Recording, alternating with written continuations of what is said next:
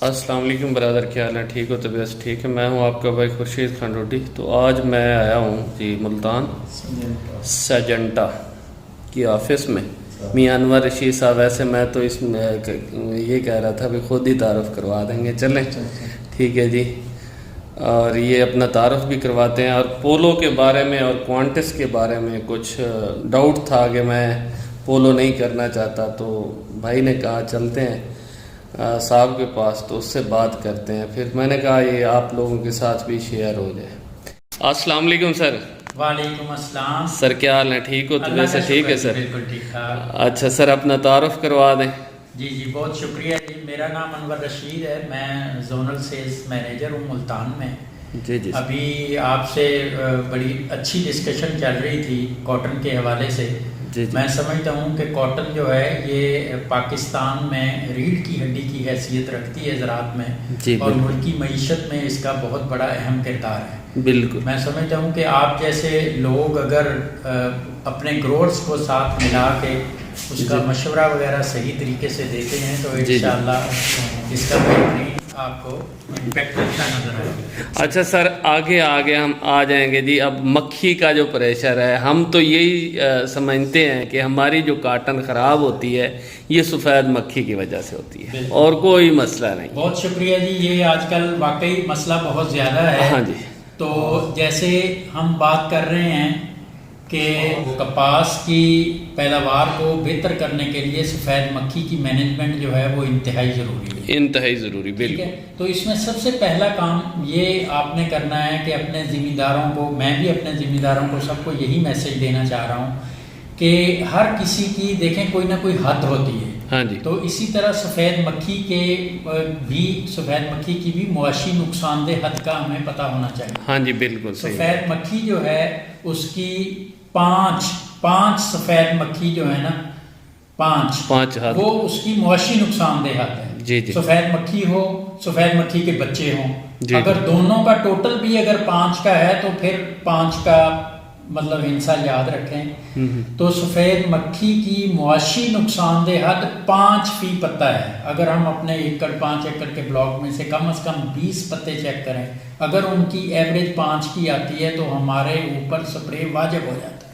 हमें हर सूरत में उसका स्प्रे करना चाहिए। लेकिन हमारे काश्तकार उस वक्त करते हैं जब वो 100 मक्खी एक पत्ते के ऊपर हो जाती है, सही, या उसके नेम इतने ज्यादा हो जाते हैं। कुछ कुदरती तरीकों को यानी कि मसाइल भी होते हैं, जैसे अब बारिश आ रही है तो यानी कि उसकी यानी कि स्प्रे ना करने की वजह से ये भी हो जाती है। वक्फा आ सकता है, लेकिन इतना ज्यादा नहीं आना चाहिए। तो आप इसकी मुआशी नुकसानदेह हद का नंबर 1 ख्याल रखें और उसी वक्त हम स्प्रे करें, ना कि जब वो आंखों में पड़नी शुरू हो जाए फिर हम उस पर जाएं। दूसरी चीज ये है कि प्रोडक्ट्स मार्केट के अंदर बहुत सारे हैं, लेकिन हमारा ये एक्सपीरियंस है, हमने बहुत साल से इस पे काम भी किया है। तो पोलो इस वक्त भी सबसे अच्छी और सस्ती प्रोडक्ट है इस वक्त भी। जी बिल्कुल हकीकत। और लोगों का ख्याल ये है कि जी अभी टेम्परेचर बहुत ज़्यादा है, आप थोड़ा ठहर के करेंगे, सितंबर में जाके करेंगे, अगस्त में जाके करेंगे। अभी देखें कि बारिशें हो गई हैं, ठीक है, बारिशें हुई हैं, अब सफ़ेद मक्खी अंडर कंट्रोल है। लेकिन जो ही अभी थोड़ी सी भी टेम्परेचर हाई होना शुरू हुआ तो वाइट फ्लाई का प्रॉब्लम अब फिर बहुत ज़्यादा बढ़ जाएगा। बिल्कुल ठीक है। तो पोलो के लिए 2-3 चीज़ों का ख्याल रखना इंतहाई ज़रूरी है। जी जी। एक तो ये है कि सफ़ेद मक्खी का लाइफ साइकिल ही इस टाइप का है कि उसके 2 स्प्रे करने पड़ते हैं। ये नहीं है कि पोलो ही ऐसी प्रोडक्ट है जिसके लिए हमें 2 स्प्रे करने पड़ते हैं। सफ़ेद मक्खी का लाइफ साइकिल, उसके हालात ज़िंदगी को तोड़ने के लिए हमें प्रोडक्ट रिपीट करना पड़ता है। जी जी सर।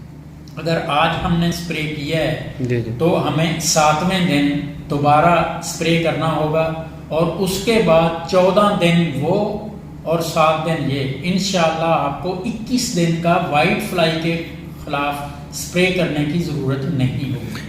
अच्छा सर, आपकी बात काट रहा हूँ। एक तो हमारे यहाँ जो यानी कि आम मशहूर है जी, पोलो हम उस टाइम कर सकते हैं जब आपका पौधा बड़ा हो जाए और गैस बने, यानी कि गैस से ही मरती है, ये गैस बनाता है, बाकी ये मक्खी को मर। जी जी जी जी, बहुत शुक्रिया जी, आपने बड़ा अच्छा ये सवाल किया है। पहली बात तो ये है कि ये पहले वाली वैरायटीज नहीं रही। सही सही सही, हाँ, ये बहुत मतलब डिफरेंट है। ये उस वक्त की बातें हैं जब S12, S14, MNH 93 ये वैरायटीज हुआ करती थी, और जाके फल भी उसको सितंबर में लगा करता था। सितंबर में, बिल्कुल बिल्कुल। उस वक्त ये कैनोपी वाली बात हम लोग कर रहे थे, और कैनोपी वाला असर जो है वो सिर्फ एक है। पोलो जो है वो 4 तरीके से असर करती है, 4 तरीके से। वेरी एक असर वो है जो कांटेक्ट एक्शन में है, हमने स्प्रे किया, जो उसके कांटेक्ट में आ गई वो मर गई। दूसरा है ट्रांसलेमिनार एक्शन।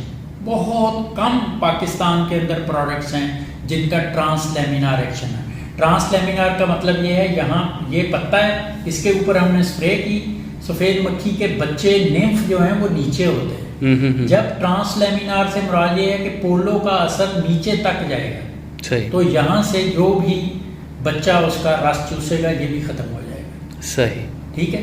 तीसरा जो उसका असर है वो है सिस्टीमिक। जब वो स्प्रे यहाँ पे पहुँचेगा तो वो पूरे उसके जिस्म के अंदर चला जाएगा। जब उसके जिस्म के अंदर चला जाएगा तो जहाँ भी उसके बच्चे या वाइट फ्लाई, यानी कि पौधे के अंदर चला जाएगा। सरायत पजीर जिसे हम सरायत पजीर। अच्छा जी जी, ठीक है। सिस्टीमिक से मुराद है। हाँ जी। चौथा एक्शन जो है वो है फ्यूमिगेशन एक्शन। जी जी, ठीक है। फ्यूमिगेशन एक्शन का मतलब ये है, अब तो वैसे भी क्रॉप आपस में जुड़ी हुई है, तो उस वक्त चूंकि सितंबर अगस्त के एंड और सितंबर में जाके फसलें आपस में जुड़ती थी, तो वो पत्ता बहुत चौड़ा हुआ करता था, इसके बच्चे और वाइट फ्लाई साए में रहना पसंद करती है, तो वो जब इसका पोलो का हम स्प्रे करवाते थे तो उसके फ्यूम्स जहाँ तक प्रोडक्ट नहीं भी पहुँच सकती तो वहाँ भी पहुँच सकती थी। सही। तो एक तो ये फायदा, ये 4 फायदे हो गए। अब ये चारों का फायदा हम ले सकते हैं, सिर्फ एक फायदा नहीं है कि फ्यूमिगेशन एक्शन है, बाकी 3 ले सकते हैं। Very good. ये अब हम तो एक ही समझते थे ना, एक ही समझते हैं, जो हम आम काश्तकार हैं हम एक ही समझते हैं। ये जो आपने 3 और बताएं ये आज हमें पता चला है। बहुत शुक्रिया। जी जी सर। अब अगली बात ये है कि आप माशाल्लाह बहुत अच्छे काश्तकार हैं, प्रोग्रेसिव हैं, सीड वाले लोगों से आपका ताल्लुक है, ग्रोअर से आपका ताल्लुक है। ये जो इस वक्त एनवायरनमेंट चल रही है ना, इसमें जेसड़ का हमला भी होगा, बहुत ज़्यादा है। ठीक है। हाँ जी। तो ये पोलो जो है ये 5 कीड़ों का कंट्रोल करती है, 5 का, सफ़ेद मक्खी और उसके बच्चे। जी जी। ठीक है। फिर जेसड़, जी जी, सब्ज़ तेला, जी, माइट, जी जी, और काला तेला। इस वक्त आपने देखा कि शुरू के अंदर भी थोड़ा बहुत जो जब कॉटन लगी थी उस हाँ जी, जब हाँ बिल्कुल, जब दर्जा हरारत को थोड़ा कम था। हाँ जी। तो इस वक्त दर्जा हरारत भी कम होगा, टेम्परेचर बहुत अच्छा है। हाँ जी। पोलो के लिए इससे अच्छा फेवरेबल मौसम है ही नहीं। सही। इससे कम अज कम अगर 100 पे हम करें, 100 नहीं, इस वक्त आपको 200 ml की इसकी पूरी डोज करनी है। अगर आप 100 ml करेंगे तो फिर आपको जो दिन मैंने आपको बताए हैं उसमें दिन जो आपका फायदे वाले दिन हैं वो आपके कम हो जाएंगे। डोज जो है ये साइंसदानों ने मिलके सारा पाकिस्तान के हिसाब से सारी स्टडी करने के बाद, रिसर्च करने के बाद इसकी डोज है 200 ml पर एकड़। 200 सीसी से आपने कम नहीं करनी। ठीक हो गई। तीसरी चीज ये है कि इसका प्रोडक्ट जो है इसको कहते हैं प्रो इंसेक्टिसाइड। प्रो इंसेक्टिसाइड से मुराद ये होता है कि ये जब बोतल के अंदर, पोलो बोतल के अंदर जहर नहीं है, सही, जब ये बाहर निकलेगी तो ये जहर बनेगी। सही। ये क्रिस्टल की शक्ल में है अंदर, जैसे चीनी होती है। जी जी जी। क्रिस्टल की शक्ल में है, तो जब इसके क्रिस्टल बाहर निकलेंगे तो फिर ये फटेंगे।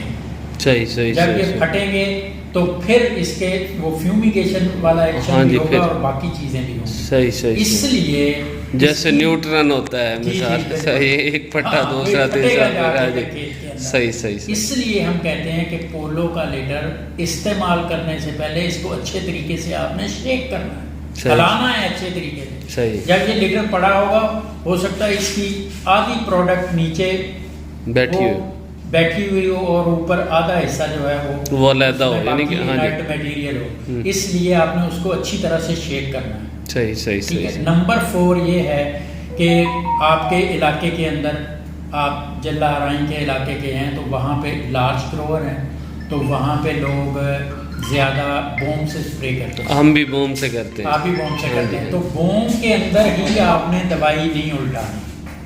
अच्छा। हाँ, आपने बाल्टी के अंदर 2 एकड़ की, 3 एकड़ की, जितने एकड़ की आप, यानी कि हम 4 एकड़ 500 लीटर पानी होता है और 4 एकड़, हाँ जी, 4 एकड़ में करते हैं। 4 एकड़ में करते हैं, ठीक है।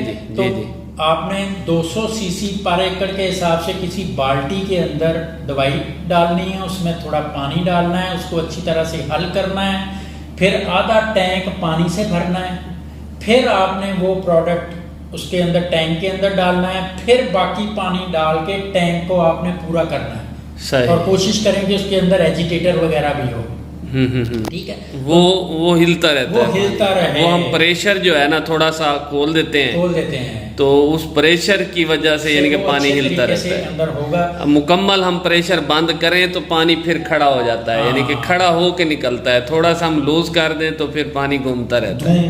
ये घूमना चाहिए, ताकि एजिटेटर उसके अंदर घूमता रहेगा, पानी उसके अंदर चलता रहेगा, तो प्रोडक्ट भी आपस में मिलती रहेगी। सही सही उसके अंदर।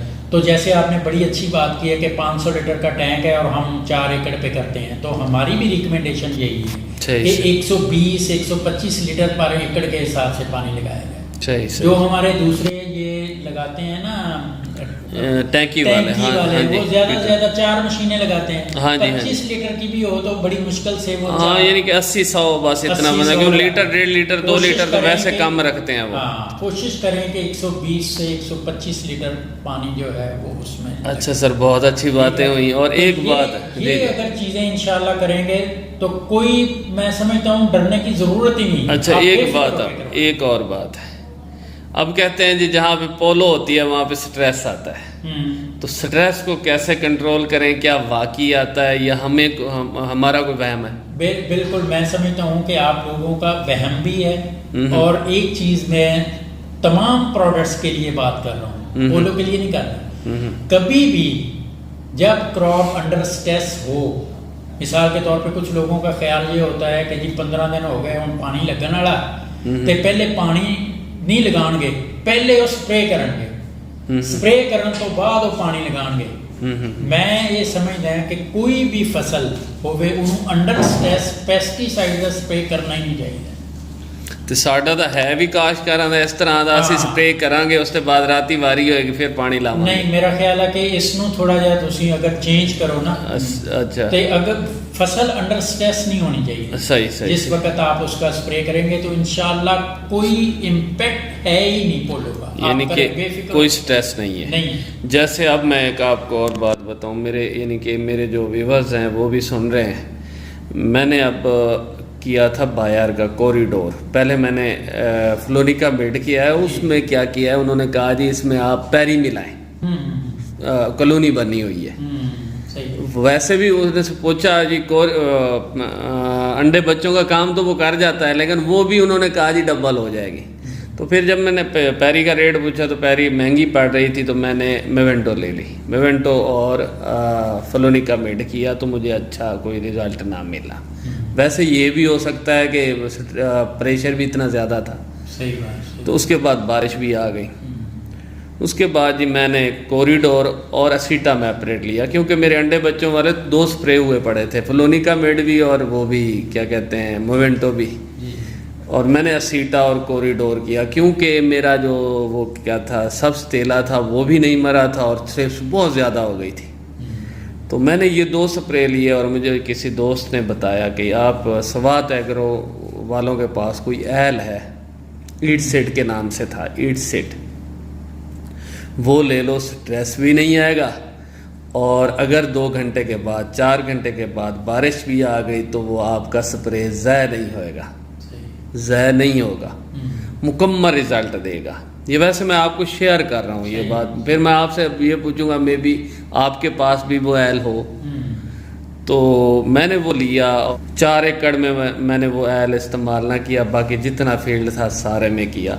अब कोरिडोर सस्ता जहर और असीटा मैपरेट भी सस्ता, 850 का मिला असीटा, 2 एकड़ में मैंने किया। कोरिडोर जो था वो ब्लैक में मिल रही थी, 1450 रुपये की मिली, वो भी मैंने 2 एकड़ में किया। मेरा यानी कि ऐसे समझे 1100-1200 रुपये खर्चा आया और 250 एल का था। तीसरे दिन बाद आज भी मैंने जाके देखा है, तेला जिस पत्ते पे था वहीं चिपटा हुआ है और मरा हुआ है, और मक्खी भी जो बैठती है पता नहीं उसी एल की वजह से है या क्या है, ना कुछ स्ट्रेस है, जो चीज़ आती है वहीं मरी हुई है। और यानी कि काफ़ी मैं मुतमिन हूँ। जैसे लोग कहते हैं जी, बात भी मेरी लंबी हो गई है, जैसे कहते हैं जी हम पोलो करते हैं स्ट्रेस आता है, आपके पास भी कोई ज़ैलीन या कोई और चीज़ है इस किस्म की? जो इसमें देखें कि जैसे मैंने अभी पोलो की पहले भी बात की है, पोलो जो है ये थायोयूरिया ग्रुप की दवाई है, ठीक है। तो ये इसके साथ स्ट्रेस वाली तो बात है ही नहीं। कहीं फिर डाया की वजह से तो नहीं डरे हुए? डाया से बस ऐसे नाम देखें, डाया वो भी तो कहते हैं ना, देखो जी डाया भी पोलो है जी। देखें इसके अंदर जहर जो है ना, असल जहर की मिकदार बहुत थोड़ी होती है जी, बाकी इनर्ट मटेरियल होता है जो इसका 1 लीटर पूरा करने के लिए होता है। जी जी। तो लोग जो हैं वो जो इनर्ट मटेरियल है वो बहुत सस्ते यूज करते हैं, सही, जिसकी प्लांट के साथ कंपैटिबिलिटी अच्छी नहीं होती। जब आप पोलो करेंगे तो इंशाल्लाह इसके अंदर कोई ऐसा इश्यू नहीं आपको मिलेगा। सही। इसमें यानी कि जैसे वो एल है वो मैं भी शामिल कर सकता हूँ, कुछ मसला तो नहीं है? जैसे नहीं, वो जरूरत ही नहीं है आपको करने की। अच्छा, वो करने की नहीं आपको जरूरत ही नहीं है। सही सही सही, ठीक है। आप जो जैसे अभी आपने पैसों की बात की है, मैं समझता हूँ कि वाइट फ्लाई के कंट्रोल के लिए इस वक्त जो मैंने अभी हिदायत बताई हैं इसके मुताबिक अगर आप काम करें तो ये 900 रुपये एकड़ का खर्चा बनता है। सर जी मेरा फ्लोनी का मेड का और मेवेंटो का आप बनाए कितना बनता है सिर्फ मक्खी के लिए? वही मैं बात 3000 रुपये एकड़ तकरीबन बन गया, 3000 के लगभग। या 900 रुपया एकड़ का खर्चा है, 4500 रुपये का लीटर है, 5 एकड़ के लिए बेहतरीन रिजल्ट है। तो हम अकेली करेंगे? अकेली कर सकते हैं, इसके साथ पैरी वगैरह ना मिलाएं? नहीं, मेवेंटो ना मिलाएं? बिल्कुल ज़रूरत ही नहीं है। मैं समझता हूँ कि इसके साथ ज़रूरत नहीं है, अगर आप रिपीट कर लेते हैं ज़रूरत नहीं। अच्छा अच्छा अच्छा अच्छा, बहुत खुशी हुई सर। इंशाल्लाह हम अपने फील्ड में बुलाएंगे, फिर वहाँ अपने काश्तकार भाइयों से बात भी करेंगे। बहुत मेहरबानी, शुक्रिया, बड़ी मेहरबानी, थैंक्स सर। अल्लाह ठीक है, अल्लाह हाफ़िज़।